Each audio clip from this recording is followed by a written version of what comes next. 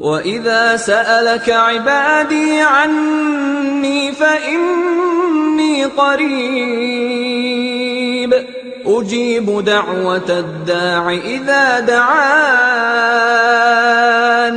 فَلْيَسْتَجِيبُوا لِي وَلْيُؤْمِنُوا بِي لَعَلَّهُمْ يَرْشُدُونَ أُحِلَّ لَكُمْ لَيْلَةَ الصِّيَامِ الرَّفَثُ إِلَىٰ نِسَائِكُمْ